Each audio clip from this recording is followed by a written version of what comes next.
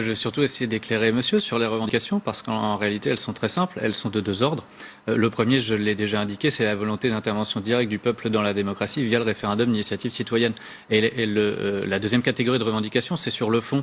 C'est la volonté en réalité des gens que désormais la politique serve les intérêts de 99% de la population et non plus des 1% les plus riches. Ça veut dire sur le fond concrètement que les gens veulent des augmentations de salaire, une revalorisation du minimum vieillesse, de l'allocation adulte handicapé, une réindexation des retraites et des allocations familiales sur l'indice des prix.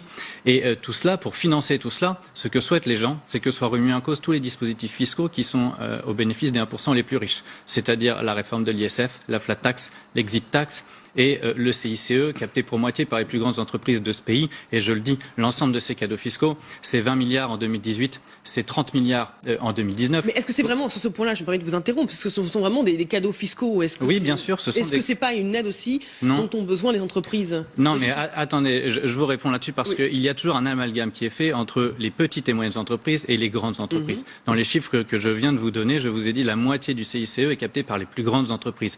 Moi, je suis tout à fait favorable à ce que le CICE soit maintenu, mais modifié, avec par exemple un seuil de chiffre d'affaires pour que seuls les PME bénéficient de ces aides. Les grands groupes n'en ont pas besoin. Les grands groupes distribuent des dividendes aux actionnaires par milliards. C'était 93 milliards en 2017.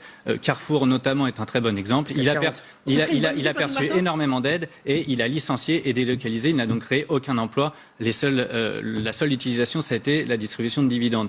Et dont les PME. Je donne la parole, c'est Patrick Martin. Ça serait une bonne idée, ça, le fait de revoir le CICE? Écoutez, je n'ai pas perçu dans les mots d'ordre des Gilets jaunes que je vois, mon entreprise est implantée en province, elle est implantée à travers 200 sites dans toute la France, elle a beaucoup de clients, professionnels, particuliers. Je n'ai pas entendu parler du CICE sur aucun barrage, à aucun rond-point. Alors qu'il y a une récupération sur ce thème-là. Moi j'y suis, je peux vous dire, j'en ai beaucoup entendu parler. À l'instant, monsieur. Et donc, je crois qu'il y a une forme de détournement de l'objet de cette colère, de cette révolte.